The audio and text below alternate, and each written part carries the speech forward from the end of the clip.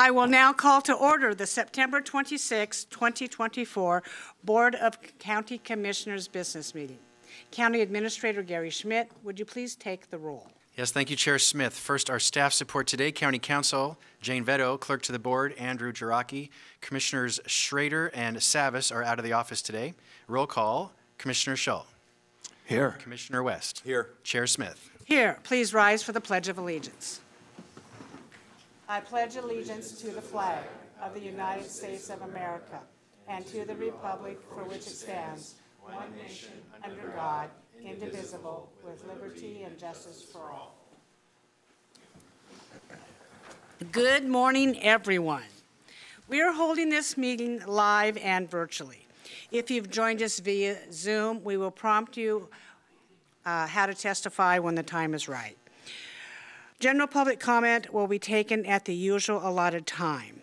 I would like to remind all participants, including staff, members of the public, and elected officials, we will be following Robert's Rules of Order during this meeting. Your polite participation is welcome. Gary, can you please introduce the first item? Yes, Chair. First is a presentation, a 2024 elections update from the Clackamas County Clerk McMullen, and Justin Larson, the Elections Manager. Welcome, both of you. Please introduce yourselves. Hi there. Pardon me. My name is Catherine McMullen. I'm the elected county clerk and head election official. Good morning. My name is Justin Larson, and I'm the Clackamas County Elections Manager. Go ahead. I want to thank you, Chair Smith and Commissioners, for the opportunity to speak to you and the public today about our upcoming November 5th general election. As a courtesy before each election, we have an informational presentation for you, and we can take questions or comments at the end because I want to leave space for that. Before we discuss the upcoming general election, we wanted to provide a brief overview of the primary election. This last primary election, we had 312,859 eligible voters with a 35.81% turnout. 687 ballots, or 0.2%, were challenged and could not be accepted because of signature issues. The election cost per eligible voter was $1.51, and the election personnel cost per 1,000 ballots processed was $635. In addition, we conducted 3 public logic and accuracy tests to verify that the scanners were tabulating votes correctly. We also conducted a hand count audit after the election as prescribed under statute, which was open to the public as well. For the upcoming November election, there are a few items that will be on the ballot. We have our federal and state offices and measures, which include the United States President, congressional contests, Attorney General, Secretary of State, Treasurer, State House, and State Representative seats. We also have 5 measures placed on the ballot by the legislature. At the county level, we have Position 4 and Chair, Position 1, and Sheriff that will appear on the ballot. And we have 2 county measures, one referred to by the Board of County Commissioners for psilocybin, and the second being the Vector Control District for their levy renewal. At the local level, we have city offices, city and district measures. All in all, we have 92 contests, 238 candidates that will appear on Clackamas County ballots. Not all ballots will have all of those contests or candidates, only those assigned to the precinct level. We have additional information about the upcoming election on our website, which can be accessed at clackamas.us/elections. And I would also like to extend a public invitation to our upcoming logic and accuracy test on Friday, October 18th at 10 a.m., which we will demonstrate the tally system and its correct use. I'll take some time now to go over important deadlines and some updated information for this election. Starting October 9th, voters' pamphlets will begin to arrive at all Clackamas County households. Because the state and the county voters' pamphlets were both too large to be put into one booklet, there will be 2 voters' pamphlets arriving to each resident's household. So that'll be the state voters' pamphlet and the county voters' pamphlet. The voter registration deadline is October 15th, and the elections office will be open until 7 p.m. that day to assist voters. We're going to be mailing ballots out to all eligible voters the next day on October 16th. Clackamas County now has 26 official ballot drop sites throughout the county. The newest drop site was installed this week at the Oregon City campus of Clackamas Community College. These will be open October 16th until 8 p.m. on election night, November 5th. Also, the Happy Valley drop site has also been placed this week back outside the Happy Valley Library as construction of their community rooms has been completed. And then also, I want to mention that the City of Portland will be choosing their elected officials through ranked choice voting in November. There are about 660 Clackamas County voters that also live within the city limits of the City of Portland and 3 of the 4 districts. They will be receiving a ranked choice voting ballot for City of Portland contests in their ballot packet along with their regular ballot. We have an intergovernmental agreement with Washington and Multnomah County elections offices so that we can accurately and securely conduct the first multi-jurisdictional ranked choice voting election in the country with our colleagues in our neighboring counties. Also, for the first time, we are providing direct voter services in 2 locations in our county. Clackamas County Elections will open up a pop-up vote center inside the Happy Valley Library starting October 21st for voters needing assistance. The Happy Valley Vote Center provides a closer choice for voters in Happy Valley, Sandy, Damascus, and other Northeast communities. Voters can choose the location that works best for them, and operating hours will be the same at both locations. The Happy Valley Vote Center is located inside the Happy Valley Library in one of their new community rooms, located at 13793 Southeast Saipan Parkway. Each voter service location is staffed by sworn election officials. At the Oregon City Elections Office and the Happy Valley Vote Center, citizens can replace a lost or damaged ballot, update voter registration information, get voting assistance if they have a disability or speak a language other than English, return their voted ballot, or vote in person. I want to make a point to thank the City of Happy Valley and the Happy Valley Library staff for their partnership in this effort. We continue to encourage voters to sign up for Track Your Ballot.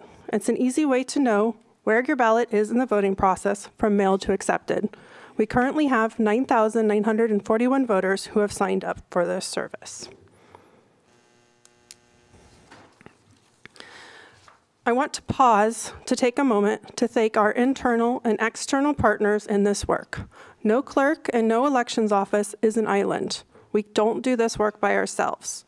Our elections are a countywide effort, and I know that Justin and I are not the only people in the room that ensure that our elections are accurate, transparent, safe, and secure.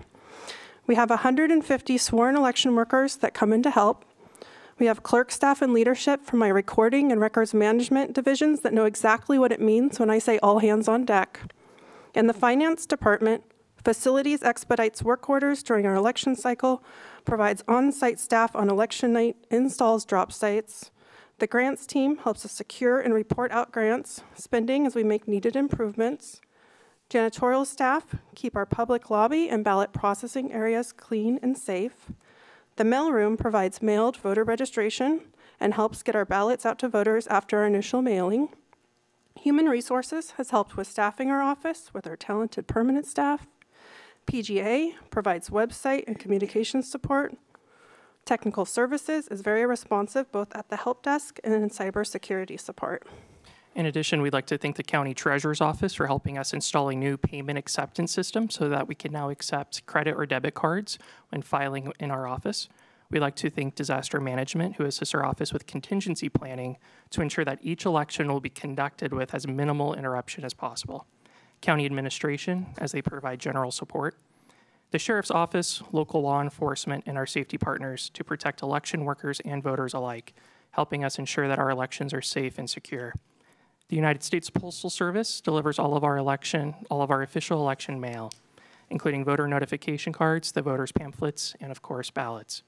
We also want to thank the City of Happy Valley and the Happy Valley Library for their partnership on the Happy Valley Vote Center. We truly cannot conduct our elections without this community support, and we truly are appreciative of all the help that we receive. Thank you. We continue to focus on equity and inclusion, meaning that every eligible voter has the resources that they need to vote easily and without barriers. Last week, we mailed our overseas and military ballots to 1,693 active military and overseas voters. Absentee ballots are available in our office and by mail for voters who will be away from home on Election Day, and that started this week, and we have people voting in our office and turning in ballots already. Our extended office hours on October 15th until 7 p.m. provide voter registration assistance. And then again, that Happy Valley Vote Center that we're excited about that will be opening starting October 21st through November 5th. We also have translated our Ready, Set, Vote information guide for voters into 6 languages this election. Election integrity is extremely important in my office. What that means to me is that our elections are safe and secure, accurate and transparent. We recently completed an audit with the county internal audit that's on the website at the county internal audit site. All recommendations from the 2021 elections ballot security audit have been implemented. In 2021, the Office of County Internal Audit conducted an elections ballot security audit focusing on physical security and safeguarding controls for ballot return envelopes during that May 2021 special election. The former clerk agreed with 2 of the 4 recommendations included in that report, and after taking office last year, I issued a revised response agreeing with all recommendations and requested an updated evaluation. We did that updated evaluation for the May 21-24 primary election, focusing on the implementation status of those 4 recommendations for 2021. All 4 recommendations have been resolved, and detailed observations are included in the report, and they demonstrate the strides that we have taken to improve physical security of staff and ballots, as well as improve the chain of custody of voted ballots as they move through the ballot life cycle. The Internal Audit Oversight Committee meeting will be discussing this audit on October 9th, but it is available now on the website under 2024 audits. As it has been reported in the news and by the Oregon Secretary of State and the Oregon DMV, has made clerical errors since 2021, resulting in non-citizens getting registered to vote through no action of their own. 1,259 people who had not provided proof of U.S. citizenship were erroneously registered to vote. This issue affected 58 people who were registered in Clackamas County who were non-citizens or did not show proof of citizenship at the time that they were registered to vote by the DMV. None of these 58 people have cast a vote for any election since they were registered to vote in Clackamas County. Myself and senior staff reviewed records immediately upon access from the Secretary of State's office, confirmed that none had voted in any election, and inactivated their registration. None will receive a ballot for the November 5th, 2024 general election or any future election unless they take action to affirm that they are citizens of the United States. The 58 affected people also have been mailed a letter from my office informing them that they will not receive a ballot or be allowed to vote until they confirm that they are eligible to vote in Oregon. They are also asked to notify us if they know they are not eligible to vote. The Oregon Secretary of State and the DMV has assured county clerks that this is the last of the registration errors after they reviewed 1.4 million records over the last 2 weeks. They have also assured that process has been corrected and changed to prevent this error from happening again. I take election integrity and accurate voter registration seriously, and we were able to act immediately to prevent any non-citizens from receiving a ballot or voting. I remain confident in the Oregon Motor Voter and Oregon's Vote by Mail system that enables millions of eligible voters to vote hassle-free. Our office reviews voter registration records on a daily basis to ensure that we are keeping our records maintained with current data. I wanted to provide a brief list of the activities that we conduct on a daily and weekly basis to update our records. We review obituaries as they are published in local media. We receive a death list from the Oregon Health Authority. We review data on a monthly basis from the National Change of Address database, which is provided by the United States Postal Service. We review all undeliverable ballots as they are returned to our office. In addition, we send out voter notification cards and voter confirmation cards. We also receive notifications from other states when our voters move to another state and they register in that state. They provide us a notification so we can properly update their record. In addition, we receive reports from family members of when a voter is deceased or when they have moved. We also review custom reports to identify areas of concern and look at those records. Last but not least, when voters contact us. I do believe that voters have a responsibility to maintain their own voter registration record, and so we always encourage voters to contact our office directly. I want to end on encouraging people to get ready, get set, and vote. I encourage voters to sign up for Track Your Ballot so that you'll know when your ballot's coming and also when we've received and counted your ballot. Please register to vote or update your information as needed at oregonvotes.gov. And we have an open invitation for the public to visit our elections office to be an election observer. Justin and I are happy to answer any questions you have, and thank you for allowing us the time to speak to you about this. Thank you very much for this comprehensive presentation today, and I know this board is very appreciative. I think there's a few questions here. Commissioner Scholl, you're up. Yes, good morning, and thank you for that information. Clerk McMillan, what date can the people of the county expect to start receiving the voter pamphlets? So starting October 9th that week, and so there will be a state voters pamphlet and a county voters pamphlet arriving to each household. October 9th. Okay, thank you. You mentioned ranked choice voting in Portland, but is it not true that Measure 117 ranked choice voting is a statewide measure? So I was talking about the city of Portland's, they voted to decide to do ranked choice voting. And then the statewide measure is also going to be on everyone's ballot to make a decision about ranked choice voting for certain statewide positions. Yes, okay. On the Happy Valley Vote Center, do you have operational control over what happens there? Do you have oversight? We do, yes. Okay. Okay, but it does not involve your personnel from the clerk's office? It does, yes. does, Everyone okay. is a sworn elections Oh, worker, okay. including one permanent staff that will be on site at all times. Oh, great. That's really, I appreciate that. One last question, I think. You mentioned at the primary, you did a hand count audit. That's to double check the vote tabulation machines. Is that correct? That is correct. And so, Justin, what % of the votes were actually audited to double check that? Is it 100% audit? Or what percent? Sorry, the sample size is 3% of all voted ballots, and then 2 contests are selected at random. The batches and contests are selected by the Secretary of State's office, and we unseal those batches the morning of the audit in the presence of any public that's in attendance.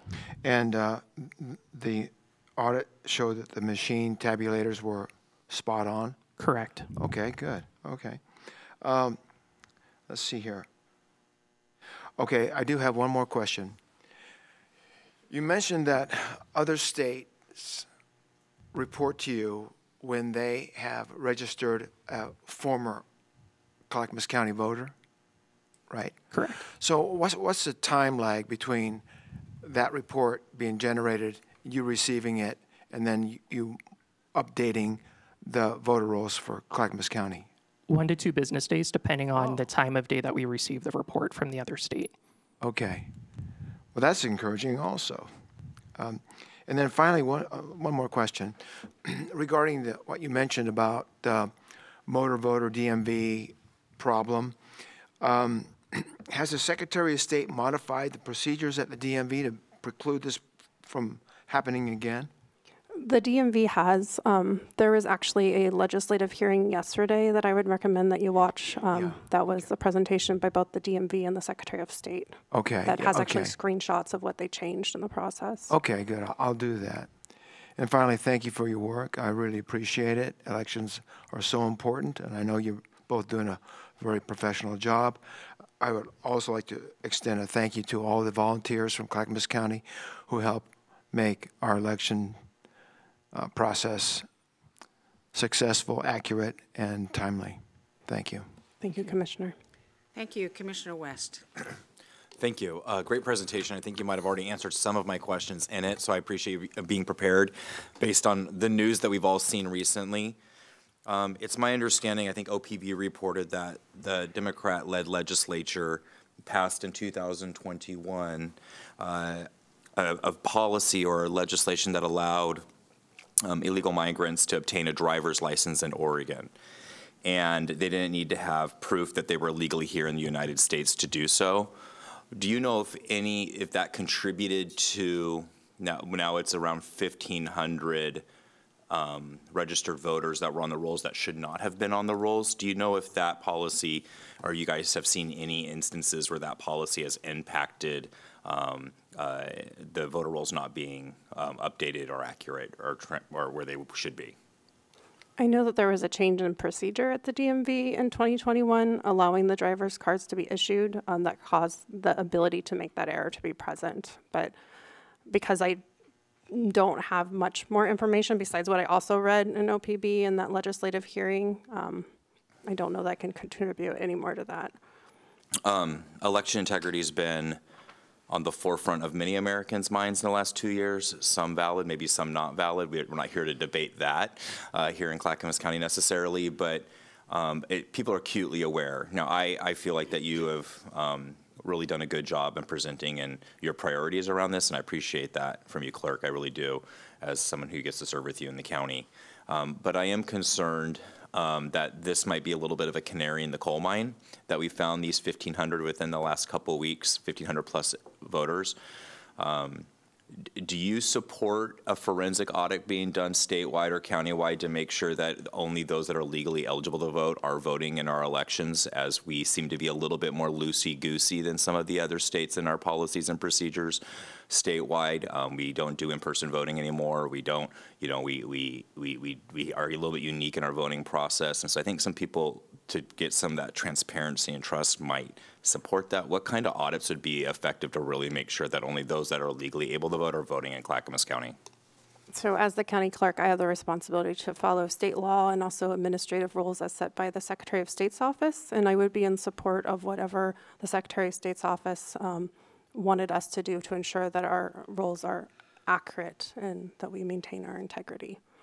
Do you have independence to take another step further as the elected clerk here in Clackamas County to do more of a forensic, full look at what's going on with the voter rolls as one of the bigger counties? I know that Justin shared with you the many different ways that we do actively every day keep our voter rolls accurate. I would need to have an understanding of the definition specifically of forensic audit and what that means. Okay. Thank you for your time today. I know it's kind of a tough time for all you clerks as we got this news out. If I have more questions regarding these, I'll send you an email or offline, and maybe we can collaborate to make sure that we build that confidence up in Clackamas County that our elections are safe and secure. Thank you. Thank you. Thank you, Clerk McMullen, for your comprehensive report today. Yesterday, I read through or the day before, read through the audit submitted by our auditor, and that was conducted several years ago. And you have completed the 4 recommendations, the 4 actions in that report. Thank you very much for doing so, and that gives me more confidence. However, I want to talk about the entry using security badges. Tell me who gets a security badge to enter the facility, and when do they use it? So all the permanent staff have security badges in the same way that you yourselves probably do. And that access has different levels depending on if you're a manager or classified staff. And then we have temporary security badges for our sworn election workers. And those have limited access during working hours. And what area do they have access to your temporary security badges? They have access to the elections office and a majority of the ballot processing area. They do not have access to the building itself, so they still must be admitted into the building. And that's the side door? That is the side glass door, correct. Access disaster management. They do not have access to the large black door, which we receive ballots through. That is only for full-time staff. And I'd also like to clarify that non-election employees have their badge access cut to our elections office space in the ballot processing area, which includes facilities and other support staff. They must come into the office, ask for an elections worker, and then we accompany them through the space as they complete their work. So let's talk about our citizens who like to enter the building to view the counting process, and that's allowed. Correct. How do they get in, and what security do they have? Great question.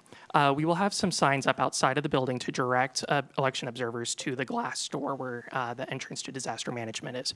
We will have a temporary elections worker there to admit any of those election observers into the public lobby space, and they are welcome to be in the observation area. So they will not have a security badge. Somebody will open the door for them to go in. Correct. And that's how it's always been. Okay, thank you. Let's talk about the U.S. mail for a moment. I can remember when I submitted my ballot, and it would arrive probably 2 days later. However, as we know, many post offices in the rural areas have closed down, and our mail seems to be coming slower and slower and slower.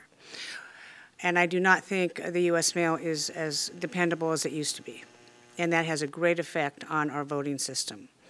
So tell me, in your confident statement, when should somebody mail their ballot to the elections office? How many days ahead of time for it to arrive to be counted according to the new law that was passed? It's kind of a loaded questions, but I think you understand what I'm asking. Yeah, no, I do.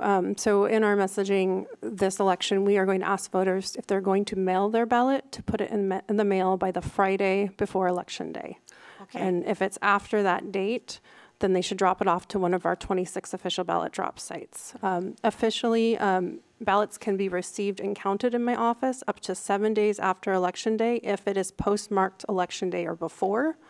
So that is the post office saying we can get the ballots to your office within a week, but we have seen some rare instances where it has taken longer than that. For a voted ballot that was voted on or before Election Day got to our office after the date that we could count it. So we have, just for clarification of people out there, we have our elections department and we have you people. But we have some outside forces that affect what you do. Outside vendors, let's call them. One is the United States Postal Service. The other outside vendor is DMV. And I want to talk about DMV for a minute. DMV has been extremely problematic, in my view, of constituents who contact me, and I get a lot of this because I'm the chair. I don't know about you two, and I have had personal experience. This is not you, but the actions of the DMV directly affect voters' ability to, number one, get a ballot and get it in a timely manner. During the primary election, I had a constituent call me and say, I have my ballot. I didn't get my ballot. Excuse me, I didn't get my ballot. I says, well, go down and get it. So he goes down and gets it, and not only does he pick up his ballot, but his party registration was changed to NAV, and he was a particular party, and it made him mad because he considered that fraud. My husband, when he renewed his driver's license last time, he did it online, he got his driver's license, his political party was changed, not under his own decision. That is happening. I had a friend who did not get their ballot during the election, and I says, well, you got to go in and get it and see what they said. She goes into the elections office. The elections office says, we mailed it to address ABC. And she says, I don't live at address ABC. I have never lived at address ABC. I live at address 123, not even in the remote part of the county where she lives. Your staff gave her a ballot. It says, would you please change it? They said, we can't change where we mail your ballot because DMV says you live here. She says, I don't live here. Here is my driver's license and my vehicle registration. So, folks, you remember several months ago, 9 months ago, DMV was hacked. There was a big cybersecurity issue on that. I believe that we're starting to see that now in the fruition. I am very concerned about going forward that we are not having what we need to be 100% confident, despite your efforts. Okay, despite your efforts. But the problem is, you're going to be blamed for it. I don't know what you do about that. These 1,259 illegal people who were registered, you know, what's the initial number, 300? It was 300 plus, no. 300, No, now it's 260, 1,259. I'm getting emails, boy, is this going to be bad, because people are saying they don't believe the Secretary of State. They do not believe in the integrity of the Secretary of State's office to manage elections truthfully across Oregon. And that is a big, big concern, despite what we do at this county, despite your magnanimous efforts, despite the audit, despite the statements we make, there is a belief system that the elections in the state of Oregon are compromised, and every time there's a headline, I believe it suppresses voter turnout. What would you suggest we do about that? I do everything possible to make sure that every eligible voter can vote. The first thing I would suggest is that anyone has a problem, they reach out to us, because we can get it figured out. Justin, myself, and our team, our job is to make sure that eligible voters are able to vote. I can't control what the media reports on. I can't control what happens in agencies outside of my office, but I am dedicated to make sure that every eligible voter can vote. And I thank you for your concern, because I also share some of those same concerns when things are outside of my control. And you have two vendors, the United States government, the U.S. Postal Service, and a state agency that is influencing what you do. When was the last time you put out a press release? Gosh, recently. It's on our website. You know, I'm not telling you how to run It your was department. September 17th, sorry, for National Voter Registration Day, so Okay. last week. That's fine and dandy. That's a feel-good thing. I'm not telling you how to do your job. If I was in your shoes, I'd be putting out press releases saying this is what we're doing at Clackamas County to ensure voter integrity. We have done this, we have done this, and we have done this. And you know what? It would kind of be a drip campaign. I'd put one out every week. Seriously, seriously. I don't know if they read them. Do you have a social media page, the elections We do, office? yes. Okay. You know, I'd be putting that out every several days, because I want to see the temperature go like this, okay? Because it's important. It's important. It's a big choice coming up this year. Any other comments? Commissioner Scholl. Yes, I occasionally remind people in the county to check your website, click the link that will take them to OregonVote.gov, and personally check their voter registration to make sure their address is correct. And I personally do it every year, at least once a year, and that's right about now, just before you send out the voter pamphlet statement, just to make sure that everything's good. It only takes a second, and I encourage everybody to do that. Thank you. That's a Thank good you. idea. Any further questions or comments? Thank you both for coming today and giving a very good in-depth report. Of course. Thank you, Chair. Gary, you're up next. Chair, would you please convene as the North Clackamas Parks and Recreation District Board? I'll recess as the Board of County Commissioners and convene as a North Clackamas Parks and Recreation District. This is a public hearing for the North Clackamas Parks and Recreation District. Approval of a supplemental budget resolution for fiscal year 2024-2025. Fiscal impact is a net increase of appropriations of $13,200,256. Funding is through beginning fund balance and transfers from other funds. No county general funds are involved. Kia Selly, the Director of the Parks District, will give a quick overview. Go ahead, Kia. Thank you, Gary. Good morning, Chair Smith and directors. My name is Kia Selly. I'm the Director of North Clackamas Parks and Recreation District. In June, the board approved the current fiscal year budget. Today, I'm here to seek board approval of changes to the current fiscal year budget, a supplemental budget that is 10% over that adopted budget. The effect of this resolution is an increase of $13.2 million in appropriations and a transfer in appropriations of $95,000. There are two major drivers. The first is the use of system development charge revenue from 2 additional SDC zones to fund the Concord property projects. That's the park, playground, and renovated community center. The district has 3 SDC zones.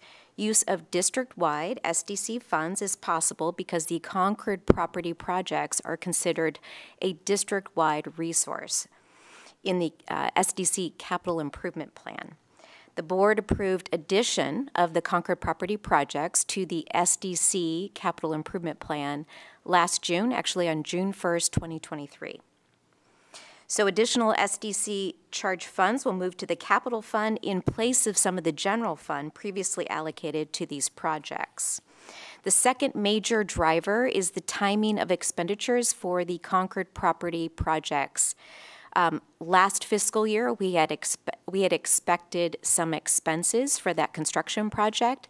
Those did not precipitate because of a minor delay in the construction schedule, so we are instead going to realize those expenditures in the current fiscal year. Those projects are slated for completion next fall. And then to a lesser degree, whenever money is transferred from one fund to another, you'll remember that they're double counted as both a revenue and an expense. So I'm happy to answer any questions. Thank you. Do the directors have any questions or comments on this? I will now open the public testimony. Any person in this room who would like to testify on this matter? Yeah, there was. Sir, I believe your name is, are you Robert Massey? I am. Okay. I thought this card was for public communication at the end, but if you would like to come forward and testify on this issue, please come forward. He's the council president. Thank you. Please state your name, sir, your area of residence, and you have 3 minutes. Thank you, Chair, Directors. I'm Robert Massey. I'm a resident of Milwaukee, Oregon, and I am currently serving as the Milwaukee City Council President. I am here today to object to the supplemental budget that's been presented to you, and I'll explain why. The Milwaukee Bay Park, which also is a designated regional asset and the most visited park in the district at this point, has been in planning for literally years, if not decades. Phase 2 was completed a decade ago. The design of Phase 3 was completed 5 years ago. I remember being in a brainstorming session with the good folks from the district who facilitated that, and we came up with a very good design. The residents of Milwaukee were really excited leaving those public outreach sessions. But one of the things that they really expected was that their taxes, their SDCs, would be spent on Milwaukee Bay Park.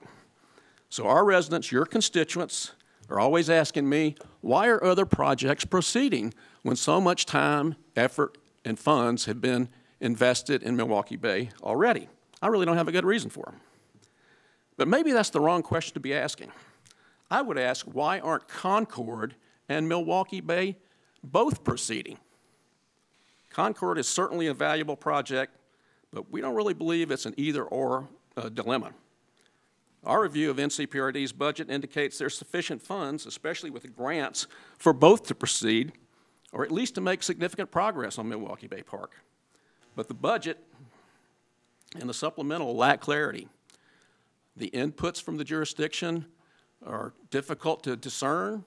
The allocations within the zones and projects is not clear. It's just not transparent to us. It may be transparent to the accountants, but not to us. So I have 2 requests of you today. 1, do not approve this supplemental until there's full budgetary disclosure. I think we can agree that transparency is a value for the county.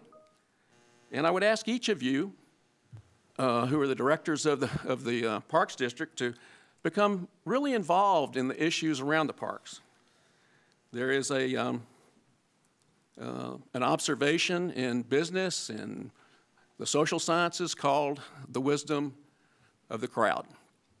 And it says that when you bring divergent views, different backgrounds to issues, the outcomes are always more positive. And I would just ask you as the directors to be that crowd that brings your wisdom and experience to the issues of the Parks District. Because we don't believe that, we think that this is so important, it should not be the sole purview of one elected official. Thank you. Thank you very much. Commissioner West. Mr. Massey, are you representing yourself or are you representing the city of Milwaukee? I have been designated by the City Council to represent the City Council in these matters. Okay. I just have a couple thoughts. I know that the key issue at hand is to advance Phase 3 of the Milwaukee Bay Park. That hasn't changed in over 3 years, and no progress has been made on the master intergovernmental agreement. Hence, Phase 3 has not moved forward. Over the last several years, when the city of Milwaukee was advocating for Phase 3 of the Milwaukee Bay Park, the position of the district was that there were 3 IGAs that needed to advance the project. 2 of them were approved by the district board, but back in 2021, because no progress was made on the third, the master IGA, then Mayor Mark Gamba, who I believe you served with, then City Manager Ann Ober, and Gary Schmidt here, our administrator, and I think Commissioner Savas, in the offices back in 2021. You guys all met. After a lot of discussion, and Mayor Gamba expressed that the project cost was increasing and that the scope of Phase 3 may need to be scaled back to address the funding gap. Secondly, I believe the Board of County Commissioners verbally agreed, or in that meeting there was agreement that updated the master IGA would be the next major step before moving forward with the next phase for Milwaukee Bay Park. The district wanted assurances that Milwaukee would remain in the district and not strand a major investment at the expense in the district. But you guys are threatening to leave but want the park to be funded, but then the district gets stuck with the bill. The district has limited resources, and the funding gap would require additional resources. And then we're currently in a lawsuit with you all that we can't speak about here today, even though you guys have lost twice in court and continue to appeal. There's another side of the story. I toured the district that we're responsible for that's underfunded, where their parks are a field and look like an empty parking lot, where you guys have 2 phases done in your parking lot, millions of dollars spent. So I don't know if your presentation or the position of the board is completely honest or upfront with the history of that we've been facing within the Parks District. We all would love to have that third phase finished, and it's a beautiful park with a beautiful dock that's really, really expensive and millions of dollars, but we have park deserts throughout the district. And y'all have got quite a bit of investment and a $500,000 annual subsidy that we give you from the Parks District in Milwaukee. There's a lot more to this story, and we're trying to represent the entire district in an equitable way that's fair to everybody, especially the unincorporated areas that don't have the resources. There's some structural things that need to happen and change, but there's a lot of history here that your speech and that you guys are not being forthright about at the City of Milwaukee. Thank you. Commissioner Scholl? Yes.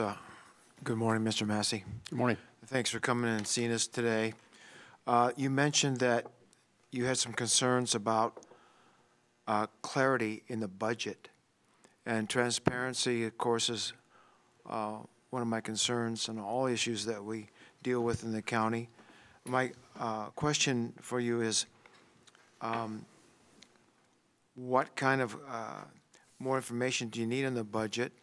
And the question for our NCPRD folks is, can we answer Mr. Massey's questions about budget clarity and hold off on this vote until such time that that's done? Is that something we can consider today? Gary's prepared to speak about transparency and audits. Okay, good. If you would wait, if you would hold off on that thought. I certainly will, thank you. Gary Schmidt. The NCPRD has a budget committee, 5 public members, the 5 directors. We have clean financial audits. We do communicate with our partners, the City of Milwaukee and others. If there's something that we're not doing, tell us, but we're following Oregon budget law. We're doing everything correctly. I know, Kia, if you want to address anything specifically to the councilor's questions, certainly we can do that. But we're doing everything that the law requires, and that we go beyond that as well to be engaged with the community and presenting these budgets and bringing them to you, commissioners, directors. Thank you. So wasn't there a governance audit and a financial audit? There were both for the district. And isn't that posted online to answer the gentleman's it is posted, question about yes. transparency? It's posted online, yes. Now, what this is today, commissioners, it's transferring money from one pot to another so construction projects can continue. If you don't want to continue with the construction projects, then you should not have voted them previously. I suggest we approve this and move it on today. Thank you very much. Anybody else in the room who would like to testify today? Is there anyone online who would like to testify? Thank you, Mr. Massey, for coming forward. If you are attending on Zoom, I'll ask you to raise your hand, and I will call on you in the order that I see the hands to allow to testify.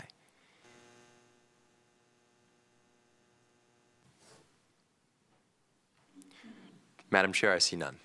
Thank you very much. Seeing no other people wishing to testify, I will close the public portion the public hearing of this, and I will entertain a motion, and we have a script, Commissioners. Go ahead, Commissioner West. I move that we approve the fiscal year 2024-2025 supplemental budget resolution to increase the North Clackamas Parks and Recreation Appropriation Authority by $13,256. Seconded. Commissioner West has moved to approve the fiscal year 2024-2025 supplemental budget resolution to increase the North Clackamas Parks and Recreation Appropriation Authority by $13,200,256, and Commissioner Shull has seconded that motion. Any further, Director Shull and Director. Yes. Any further discussion? Yes. Yes. I'd like to just say that, again, anytime anyone has any questions about the NCPRD budget, clarity or questions, do not hesitate to call or email us. I know for one, I'll get back to you as soon as I can. Thank you. Thank you very much for offering that up. Commissioner West. I value Director West. I value our relationship with the city of Milwaukee and the Milwaukee residents. We're just stuck in a tough predicament. And now there's legal matters, once again, still being caught up in the courts. There's threats of leaving the district. There's many residents in Milwaukee feeling like, well, what if we invest in this and then we're stuck with the bag at the Parks District and paying for the whole freight, but then they leave. There's IGAs that need to be updated. There's things that need to move forward to get it done, and we need to get done. We want the park to be developed. We want third phase done. We also want the rest of the district and those without parks to have some type of amenities in their communities where their kids can play in and where community events can happen. I know it's a contentious issue. I know the media's been talking about it a lot lately. I know there's been a lot of half-truths thrown around there, but we're trying to figure out a way to fairly and equitably balance out the resources we have to make sure that we can have a great parks district that has a lot of longevity, that can move forward, that has the funding it needs, that is sustainable, that is on sure footing. And so there's some things that need to happen and some local governance things that need to be prioritized so that can move forward. But I know that that's the goal of this board, is to make sure that we can get there. And that does include that phase 3 eventually. We do want to do that. We have no desire to not do it. But there's a lot of barriers right now we're trying to work through so we can get there and so that it's just fair. We just want to be fair. And right now, some of the things coming out of some of the rhetoric and some of the pressures coming out of certain special interest groups out of Milwaukee, I think are inhibiting that. That's just my opinion. I plan to support this budget. Thank you, Director West. Would the clerk please take the poll? Director West. Aye. Director Shull. Aye. Chair Smith. Aye, motion passes 3-0. Thank you very much. I will now adjourn as the North Clackamas Parks and Recreation District Board of Directors and convene as a Water Environment Services Board of Directors. Next is a public hearing for Water Environment Services, approval of a supplemental budget resolution for fiscal year 2024-2025. Fiscal impact is a net increase in appropriations of $2,980,585. Funding through Water Environment Services, sanitary sewer funds. No county general funds are involved. Greg Geist, Director of Water Environment Services, go ahead. Thank you, Gary. Good morning, directors. As I explained on Tuesday, this is a housekeeping item. In 2021, West took out revenue bonds in order to realize the best interest rate of 0.84%. We set aside a premium of $8.8 million. We've since spent those revenue bonds down on construction projects, and now we want to transfer that premium, essentially the $2-point-something million, from our debt service fund to our construction fund, where it can be applied to our projects in our 5-year capital improvement plan that the board approved. Thank you very much. I will now open the meeting for public testimony. I will take in-person testimony on this particular supplemental budget item. Is there anyone in the room who would like to testify? Seeing none. Clerk, is there anyone online who would like to testify? If you are attending virtually, I'll now ask you to raise your hand, and I'll call on you to speak in the order that I see them. First, I see a Mr. David Cadwallader. Apologies if that's mispronunciation. You have 3 minutes, and you're now allowed to talk, sir.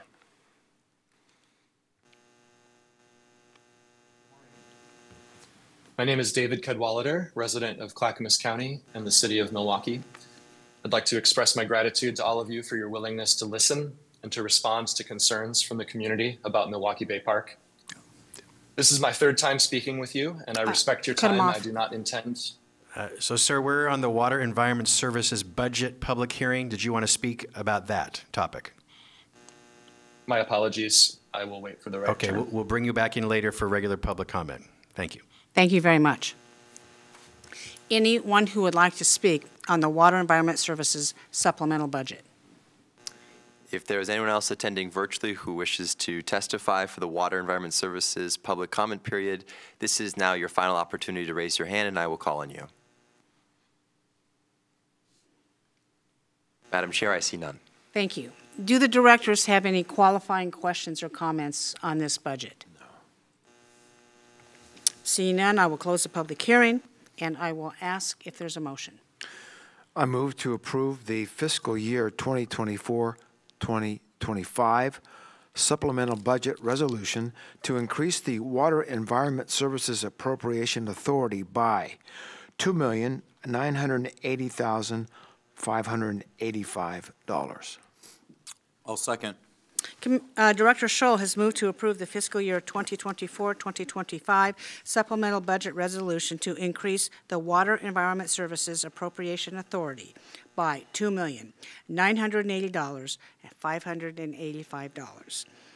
Commissioner West has seconded that motion. Any further discussion? Would the clerk please take the poll? Director Scholl. Aye. Director West. Aye. Chair Smith. Aye. The motion passes 3-0. Thank you very much. Thank you. I will now adjourn as the Water Environment Services Board and reconvene as the Board of County Commissioners. Gary, what's next? Next is a public hearing for the Board of County Commissioners, approval of a supplemental budget resolution for fiscal year 2024-2025. Fiscal impact is a net increase in appropriations of $8,752,458. Funding is through beginning fund balance, charges for services, federal, state, local funding, and other revenue sources. No county general funds are involved. Elizabeth Comfort, Finance Director. Go ahead, please. Thank you, Gary. Good morning, Chair and Commissioners. I'm Elizabeth Comfort, Finance Director with the county. This morning we bring to you our first quarter of fiscal year 25 supplemental budget. We present these on a quarterly basis as needs arise. Oregon local budget law found in ORS 294 requires a supplemental resolution before a fund or department exceeds its budgeted limiting spending limits. So today we do have an $8.8 million 10-item change for you to consider. The first item is the district attorney is recognizing state operating grant revenue, so increasing those special payments by $140,000. Our second item is Dog Services Charitable Fund Program was created as a result of the dissolution of the Clackamas Dogs Foundation. So this item creates a $525,000 spending authority for the new program. Then we have the county school fund is reducing special payments and increasing operating expenses. This is a transfer of categories of spending to create authority for administrative fees. Net impact is zero for that fund. Then we have two items for the Community Services Fund. It's reducing operating expenses while increasing contingency, net zero impact, to move two positions to the Road Fund, and is also recognizing additional charges for services and state gas tax revenue for a total of $300,000. The Library Network Fund is shifting budget authority from contingency up to operating expenses for the addition of these two positions, zero impact for the fund. Then our Special Grants Fund, where we hold our ARPA dollars and our opioid settlement dollars. We're recognizing revenues while increasing operating expenditures. This is how we operate this particular fund. We wait until we have the spending to recognize, then we transfer those funds into the appropriations.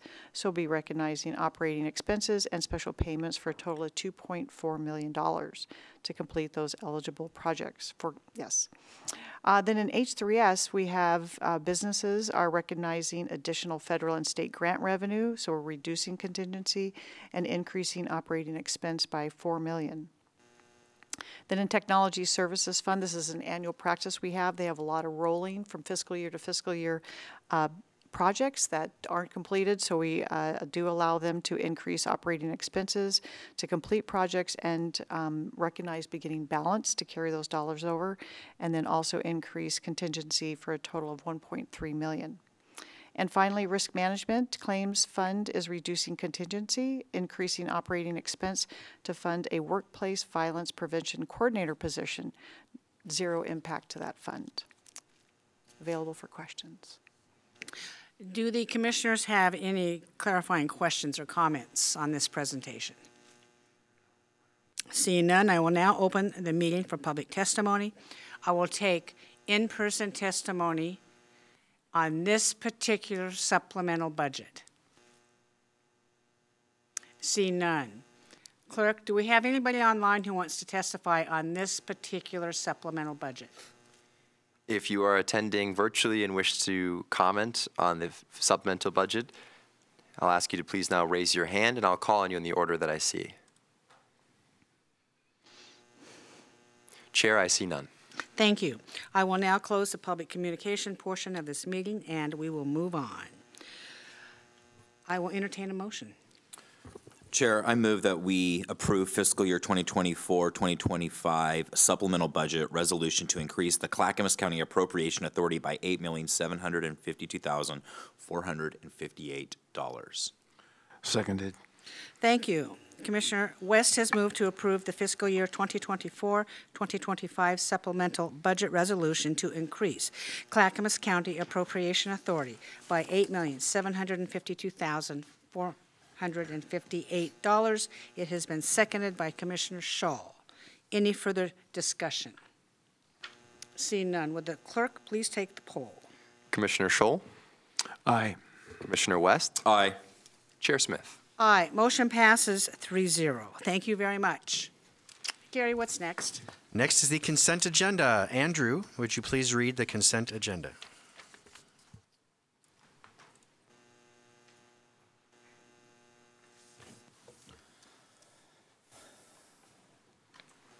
Consent agenda.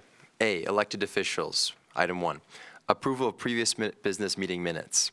2, approval of grant agreement amendment number 1 with the Oregon Criminal Justice Commission for the Oregon Behavioral Health Deflection Program. Amendment value is $585,598 for 1 year.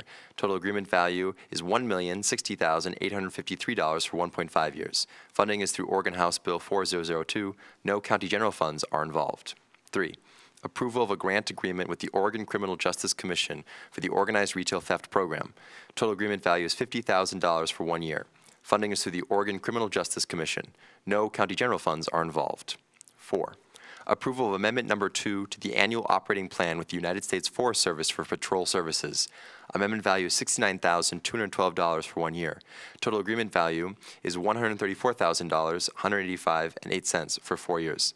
Funding is through the United States Forest Service. No county general funds are involved. 5, approval of a personal services contract with Pathfinders of Oregon for Clackamas County Jail programming. Contract value is $250,381 for 1 year. Funding is through the Oregon Criminal Justice Commission. No county general funds are involved.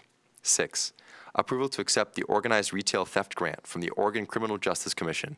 Total grant value is $685,794 for 14 months. Funding is through the Oregon Criminal Justice Commission. No county general funds are involved.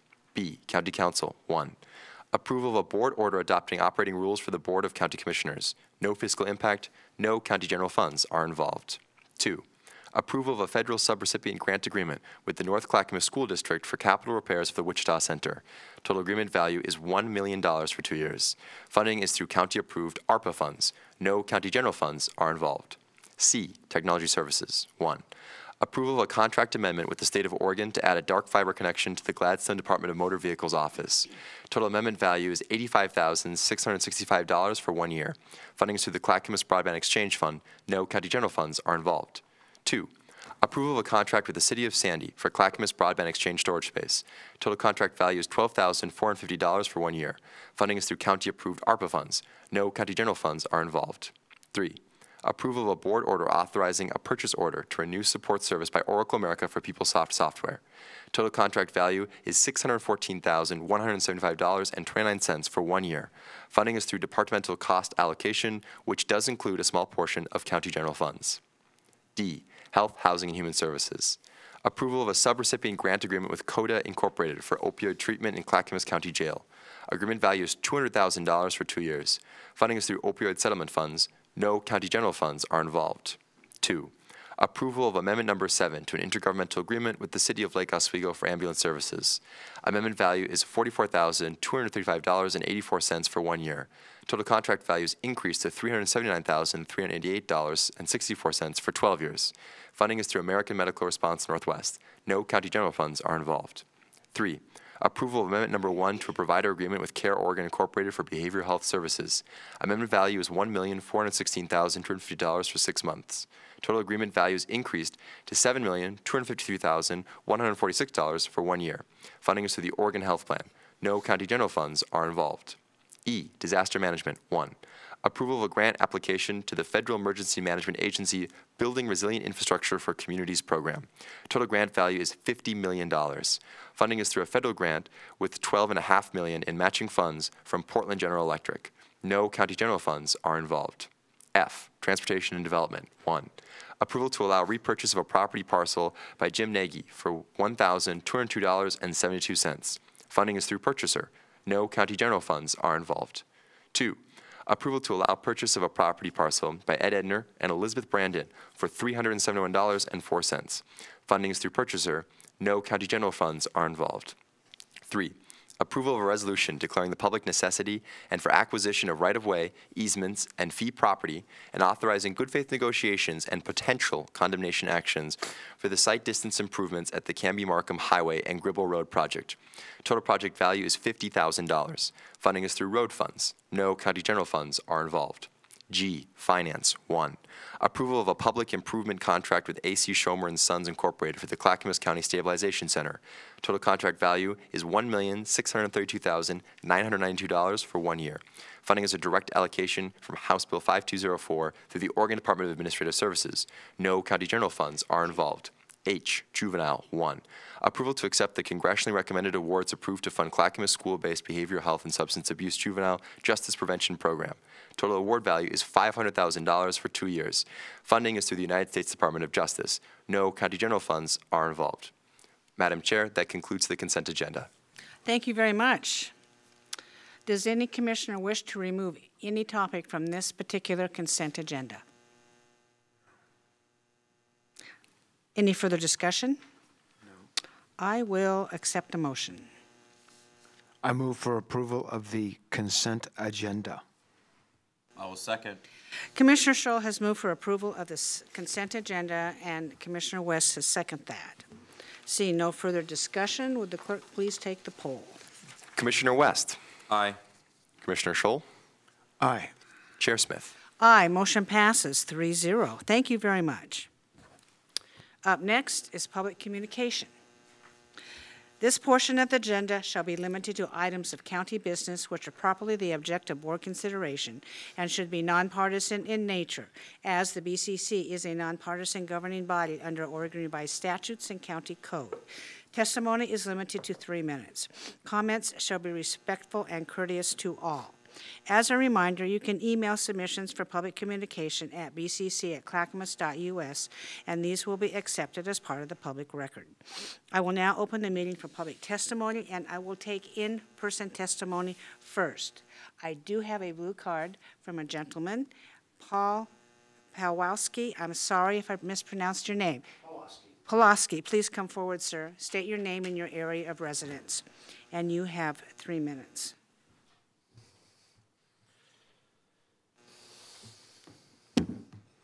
Greetings, Commissioners. My name is Paul Pawlowski. I'm currently residing in Molalla, Oregon. I grew up here. These are the streets I walked as a child. On the 14th of August, there had been some turmoil going on around the Clackamas County Courthouse. The new one or the old one? The old one. On Main Street. Yes, the trial of Alyssa Azar. Commissioner West was around. He was cheerleading Clackamas County, how we're not like Multnomah County, where they just let the crimes happen. I had watched Commissioner West's rise. He seemed promising. I really liked the mental health nurse aspect, particularly with the homelessness issues that we have. Saw Commissioner West around a couple of reporters I'm familiar with. I had just been riding my motorcycle down Main Street. I hadn't even intended to stop, but I like to look into people's eyes, get to know them. Stop, greeted Commissioner West. All of a sudden, out of the blue, this man who's been kind of stalking and harassing me with this Antifa terrorist organization, they are an organization, runs from 2 blocks away, starts screaming at Commissioner West that I am a pile of excrement and all these other accusations stemming back from me trying to figure out who these people who've been stalking, doxing, threatening my family, desecrating my father's grave up at Willamette Memorial, both doing a photo shoot with a picture of Fauci about a month after he passed, and then doing another one with a rainbow dildo, which is just so classy. So he comes from 2 blocks away, accosting Commissioner West for me just stopping to say hello to him. As I've looked into this person who's been stalking me with this media organization, doubts to his what his identity might be have come to light. Well, I heckled him back for once. I actually picked up my phone, started recording him and asking him a lot of questions that he didn't want to answer on camera. It angered him to the point, well, it gave Commissioner West a chance to escape, but angered this man to the point where he sucker punched me. So I've never been hit so hard. I have emailed Commissioner West all the details. And of a very weird hospital visit afterward as well. But long story short, the Clackamas County DA, Ben Klassen, to avoid having a meeting with me and explaining why Mr. Hacker is being undercharged, I'm left with TBI, actual brain damage, which is a serious injury. This hacker is being charged with a misdemeanor when it should be at least assault 3. To avoid talking to me, they had an ex-PPB officer who's now a new DA, Laurel Green Mitchell, charge me with harassing Hacker after a string of emails and Klassen dodging my meetings. He doesn't want to answer, particularly on record, why they're not going to use Rule 404 to show this man's past of stalking me and harassing me and the threats. They don't want to answer why they're charging him with a misdemeanor. I went to... Sorry. Please get to your conclusion. Well, we are 3 branches of government that's supposed to be checks and balances. I come to the commission asking where my justice is. I have no contact with the DA's office, no victim advocate.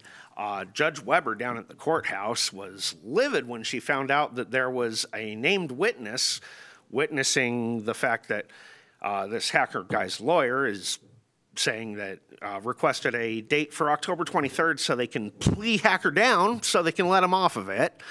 Well, I guess the taking my victim's advocate away so they didn't have to communicate with me kind of backfired there. Maybe Judge Weber can grill them. I don't know. But this is ridiculous. I'm wondering where my justice is. I'm uneducated on any of this. I try to avoid courts. I don't know how any of this stuff works. Just flying blind. I'm being demonized. I'm being charged with harassing this madman who ran around burning the city for 3 years, recording it, and no one ever does anything to him. PPB officer that witnessed one of his last attacks on me, May 2nd, all of a sudden changes his story now that another PPB officer, who's a deputy DA now, Thank is you. charging So me. what question do you have for this board? How do I actually, not being able to afford an attorney to figure this stuff out for me as a victim, how do I proceed? How do I get justice? Why am I being charged with no one? I have no communication from the court. My only recourse right now is I'm keeping one of the main witnesses informed. A whole lot of people are watching it. And, well, I'm just trying to figure out what to do. You've been around a heck of a long time. I don't have to look into your eyes to know what you're about. So if you don't mind, I would like our county council to opine for a moment, and maybe she can refer you to someone that can help. Jane Vetto. Thank you, Chair. So my understanding is that our citizen today is looking for legal representation. So I would recommend that you either contact the state bar. They can definitely direct you to an attorney who can perhaps assist you. There are also some legal aid clinics out there, including St. Andrews, that may be able to assist as well. So pretty much a whole lot of nothing, and if I can't afford an attorney, we have a two-tier justice system that I can't access. She said legal aid. That's an attorney you would not have to pay for, as far as I know. If you would mind, I have your card here with your contact information.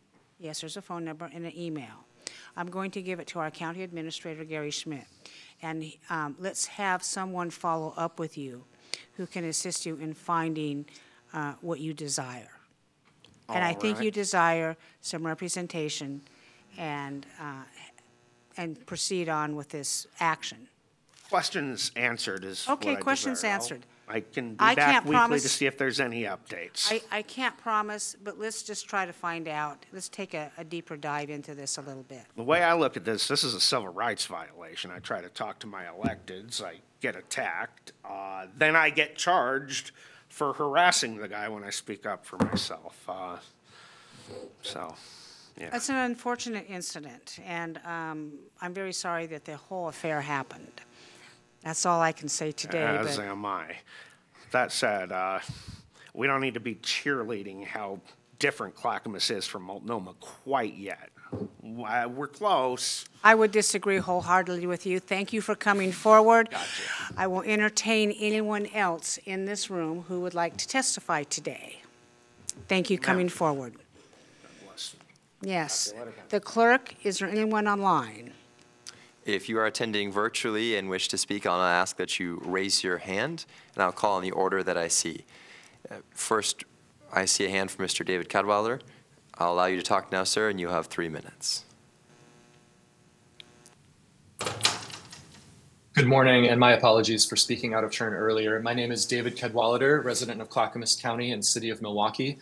I would like to express my gratitude and to all of you for your willingness to listen and to respond to concerns from the community about Milwaukee Bay Park. This is my 3rd time speaking with you, and I respect your time. I do not intend to be a broken record. Rather, I hope to dive deeper into some of the topics that were discussed last week with the aim of seeking further clarity and encouraging a path forward that benefits everyone in the community. I recognize that tensions are high on this issue. My intention is not to inflame, but to inform and to work towards putting factual information in the hands of citizens. There's one particular subject which I would like to request more clarity about. Recent email responses from the Commissioner's office have stated, quote, "The district continues to need assurance that investments will not be stranded at the expense of the remaining taxpayers should Milwaukee withdraw from the district," end quote. The term stranded asset has been repeatedly used in verbal and email communications, and I was not familiar with this term, as I imagine many ordinary citizens may not be, so I sought to try to educate myself on this. From my research, I learned that a stranded asset typically refers to an investment that has become obsolete or non-performing due to changes in the market or regulatory environment leading to unexpected write-downs or devaluations. One example could be a coal plant rendered obsolete by cleaner energy policies. Another example could be a large shopping mall suffering a loss of business due to shifts toward online shopping. In the context of Milwaukee Bay Park, I'm having trouble making this argument fit. The park is a tangible asset that will serve the public regardless of which entity has jurisdiction over it in the future. Parks are not subject to obsolescence in the way that technologies or market-dependent assets are. As Commissioner Schrader aptly stated in last week's meeting, quote, "A park is a park is a park. There are no artificial boundaries here. Everybody in the area, no matter where you are, unincorporated or in the city, you're all using the same parks," end quote. Investing in Milwaukee Bay Park using money that's already in the budget, supplemented by $2.4 million in grants, enhances the value and quality of life for all residents within the district. It's difficult for me to imagine how it could become a stranded asset because its utility and community value remain constant, irrespective of administrative boundaries or governance. If the district has concerns over wanting to maintain ownership of tangible property, such as benches, playground equipment, et cetera, those terms can all be negotiated in good faith with the city, which the city has repeatedly stated it is willing to do. Could you please expand on what you mean by stranded asset in this case in a way that ordinary citizens like myself can relate to, and go into more detail about your concerns of specifically which negative outcomes you imagine would occur, quote, "at the expense of district taxpayers should Milwaukee choose to leave the district in the future?" Thank you. Thank you, Commissioner West. Is our citizen still on our resident still on? I don't know if you can hear me. I'll speak from my, Yes.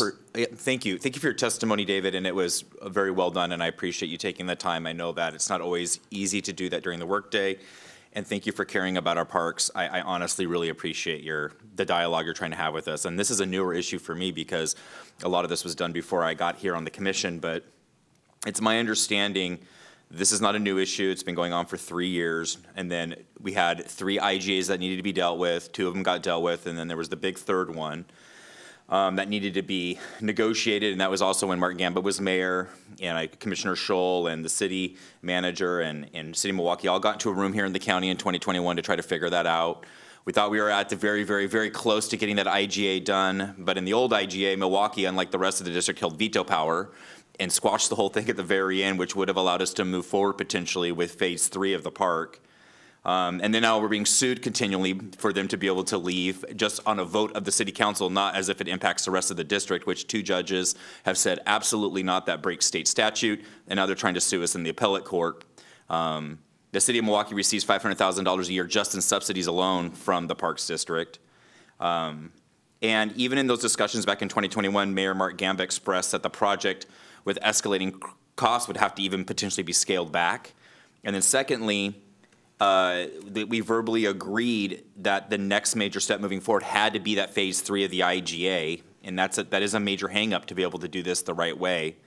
Dealing with your question about stranded asset, we can do semantics over words, but it's just not fair to the taxpayers of the entire district to have to pay for an asset that sits in Milwaukee, who has most of the assets already, with a district that's already financially struggling, that's not on sure footing, that doesn't have equitable distribution of assets throughout the district, needs a new millage rate that's outdated, needs to look at the governance model, and then a park that's already had millions and millions of dollars of investment and is quite beautiful and usable to this day, wants more.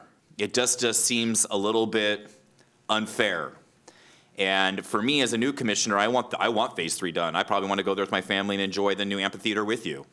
But I also have to look at the parts of the district that are an unincorporated area where it's a field smaller than this hearing room with nothing on it, and the kids just get to run around and kind of figure it out on their own, but they have no amenities or assets.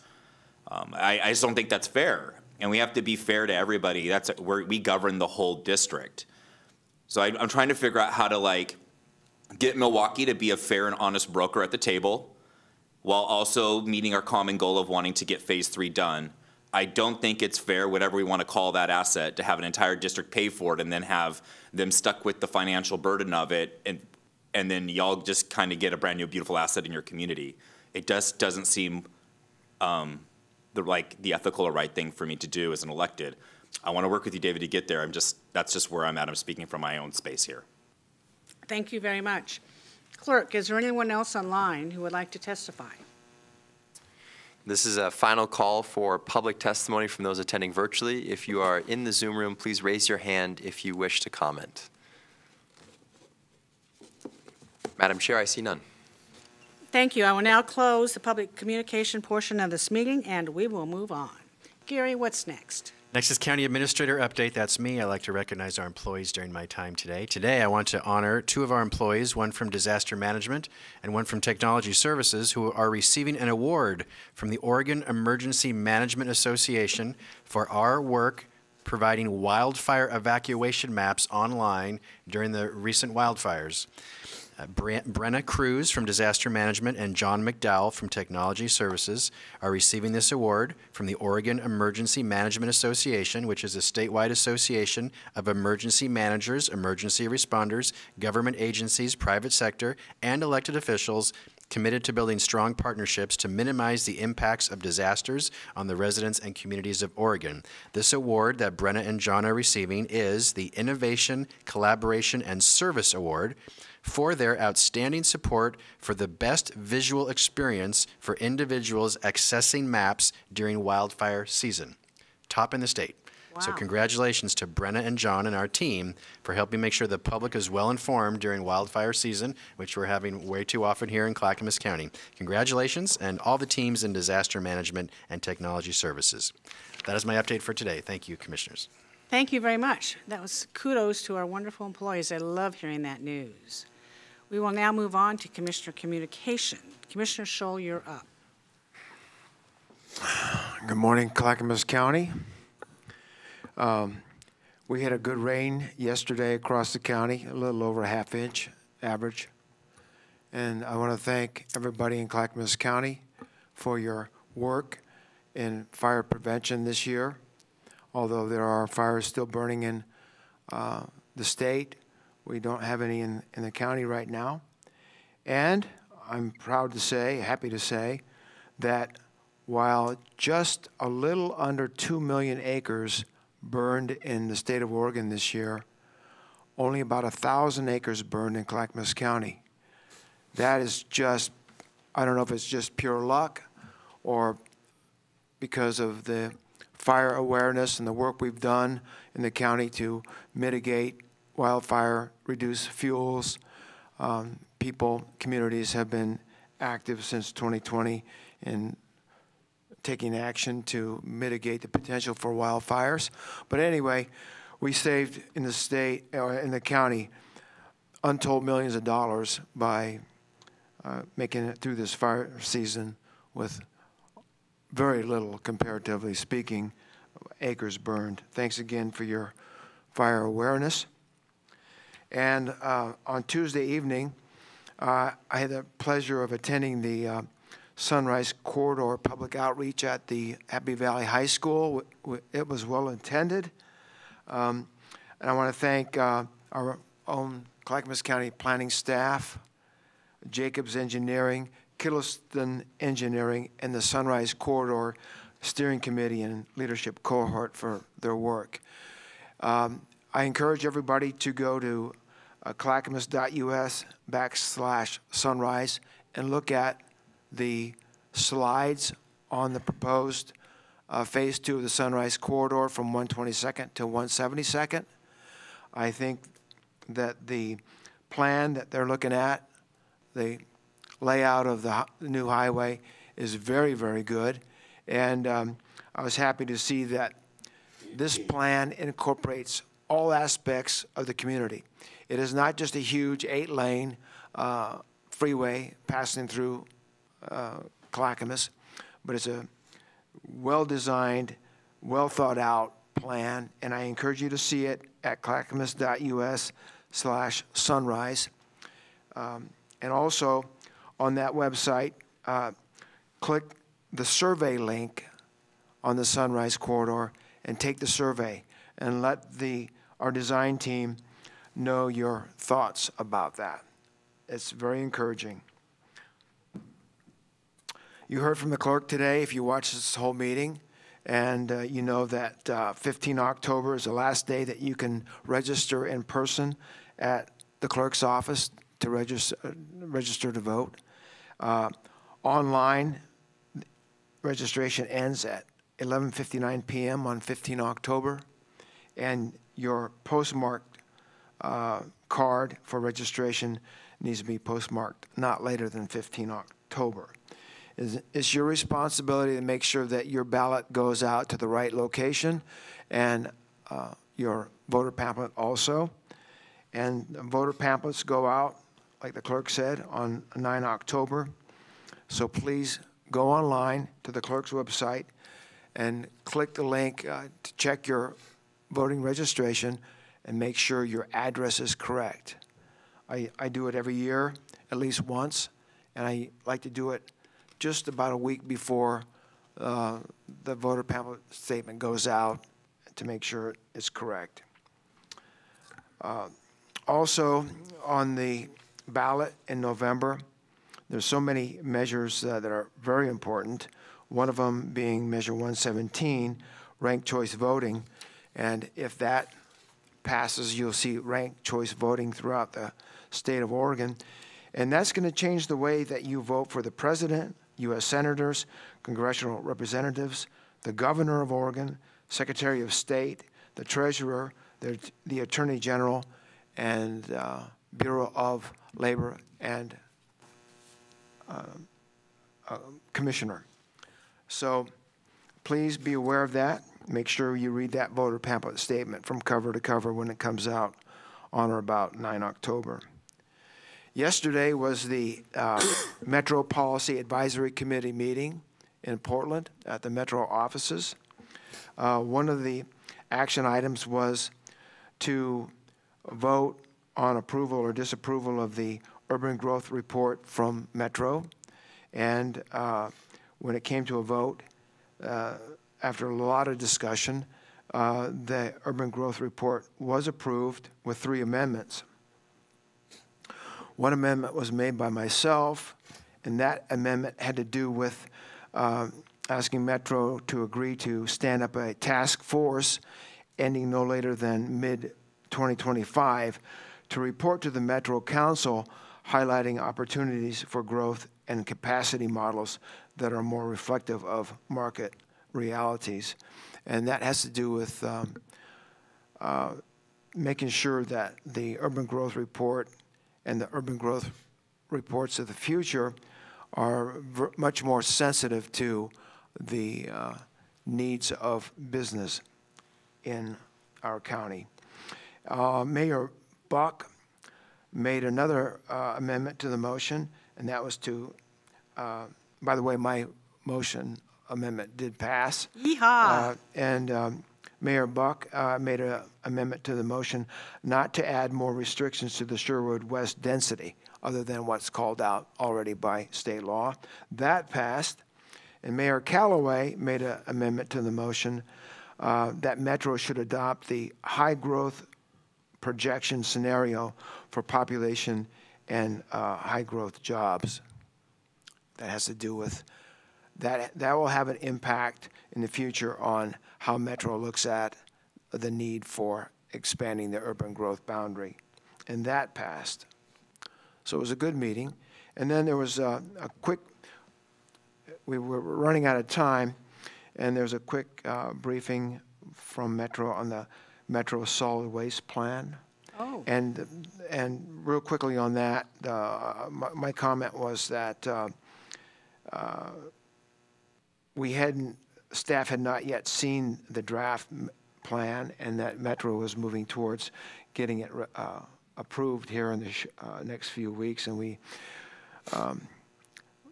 I stated a concern about that we get to weigh in on that draft solid waste plan before it's approved. And so I expect we should see that draft plan here within the next week, so we can take a look at that. Good. And so that was the meeting. It was an overall good meeting. Commissioner Scholl, when you get that draft plan on solid waste, please make sure that the board can have an opportunity to see that. Yes. And I don't know if we need discussion item on it or whatever. Well, let me add one more thing on that, Chair Smith, and that is that the mayor of Sherwood, the MPAC has members all across the region. The mayor of Sherwood stated that his concern about the Metro Solid Waste program that the counties have to administer is getting more and more expensive, while counties outside of the metro area are not seeing increases in solid waste programs as much as we are. So that's something I want to look into. Thank you. Yeah, thank you. We'll certainly discuss that. And kudos for getting our amendment accepted. I was concerned that it wouldn't pass, but thank you for pushing that through. It did. That's a big deal. It passed very well, too. Oh, good. Okay, thank you. Commissioner West, you're up. I've already said a lot today, but I was excited that at the end of last week we got to have a pretty robust discussion about how we want to handle arts and culture here in Clackamas County. I've been quite passionate about how do we pivot and do that at a more local level. We have organizations like RAC not be viable any longer, and trying to be creative in how we do that. So I really appreciate the collaboration with staff and this board on that robust discussion that we had, was it last Thursday, Wednesday, on that topic last week. And so I've just been thinking about that. I know we're going to come back with more information. I know this board is trying to figure out how to navigate that and putting some more work on the shoulders of our staff. So we appreciate their patience with us. Dan, I'm speaking to you. I know you're maybe watching. We appreciate your guys' work and our staff's work on how we do that. I know we're probably not the only local jurisdiction in the metro area figuring out how to kind of rebound and pivot in this area based on the economic realities that we're all facing, the cost of everything right now, and with entities like RAC having the real realities that we have. We are trying to figure out how to re-leverage dollars, how to get access to federal grants, how to make sure that we can support economic viability through arts and culture, and we're working on it. And so I just want to let everybody know that. I am had some reflection time this morning about, as we go into the legislative session here at the turn of the year, and about environmental policies. I just cannot get the images out of my mind of watching 2 million acres burn in Oregon.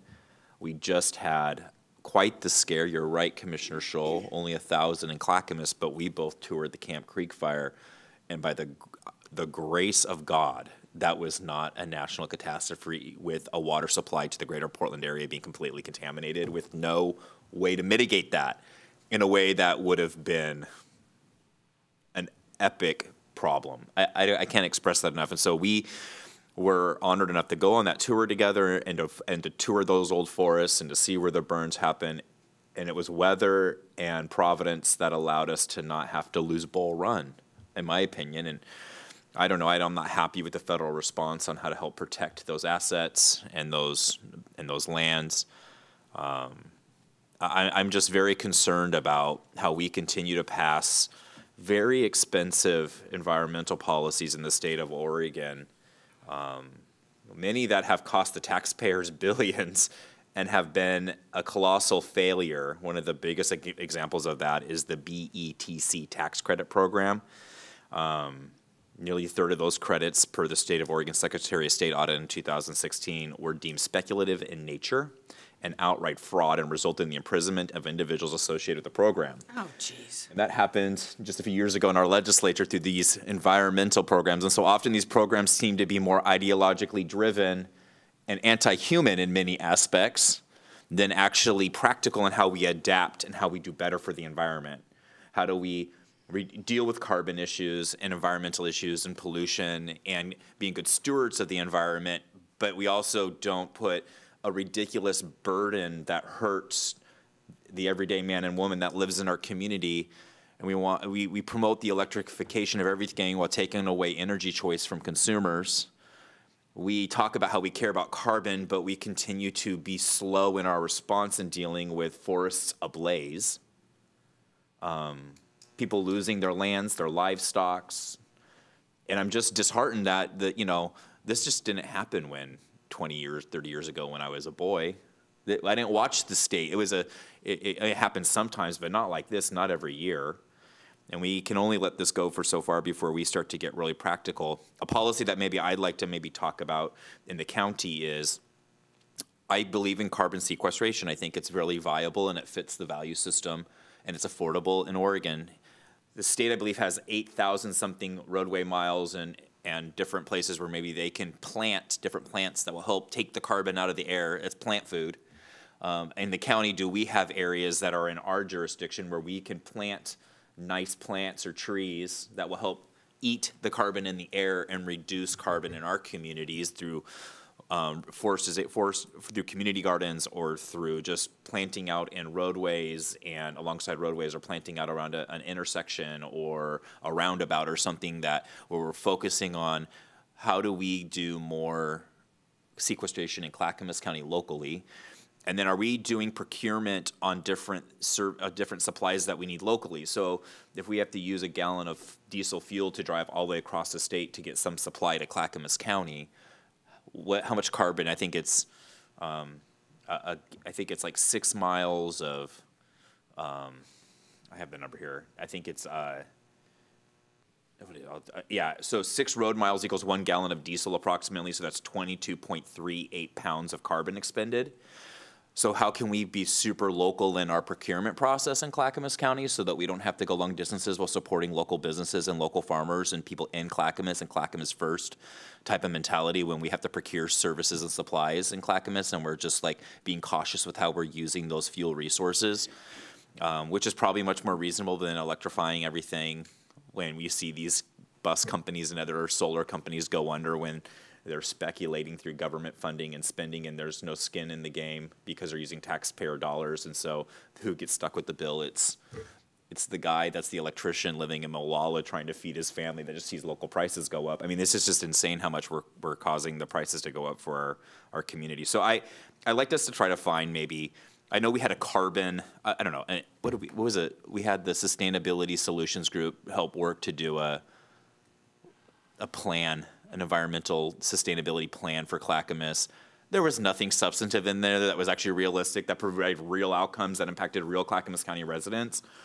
But maybe we could probably, instead of spending thousands of dollars on the only person benefiting as a consultant at special interests with politicians, maybe we could figure out a 2-pager about how we would like to do practical sustainability in Clackamas County, local. I don't think we have to pay an expensive consultant. We have talented staff. I got 2 ideas right here on the dais that probably saved us $50,000. So I don't know if we could have another plan come forward that we can maybe put on our website or talk about how practical solutions to environmental stewardship and not being anti-human along the way and thinking about working families as we do it, and those loggers and those electricians and trades workers and the people that work in our forest and the fisheries and whatnot, and that they also care about the environment. They also just don't want expensive mandates on them that don't solve any problems. So that's my thoughts. I was just reflecting this morning about that. So maybe we could work on that. And that's all I have, Chair. Thank you very much, Commissioner West. It's been quite the week. This week I met with the mayors. As chair, there's a monthly mayors and chair meeting where we discuss issues that are relevant to everyone concerned. And a lot of it circles around the supported housing services measure and what to expect on a possible change in the governance model and a possible reduction in the amount of taxes being collected.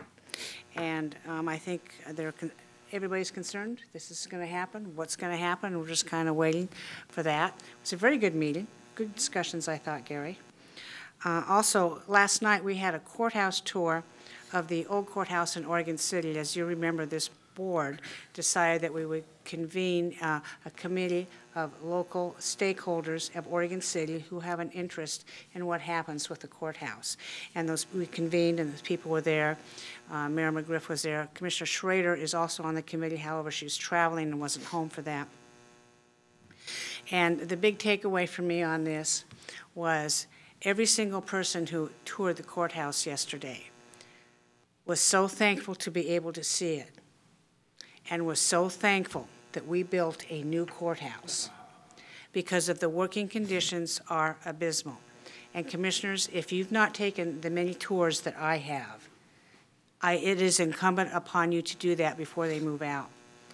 Because we have, 5 people sequestered in this little tiny room that was never built as a room. It was a holding cell for prisoners, for instance. And the basement where the records are stored, those people work with no windows. It's totally dark all the time except for the light that you have. The DA's office isn't any different. They're stacked in. In fact, the DA rents space down on Main Street from a building that we remodeled years ago when I was a commissioner the first time. And so on and on and on. So the big takeaway was, oh God, thank you for building that. Thank you for building that. And I think that was really had its effect. And then they can go talk to people on that. We will convene 3 meetings soon on the sideboards that this board voted on for this group to consider. And I want to thank you for your support on that and look forward to more to come on that.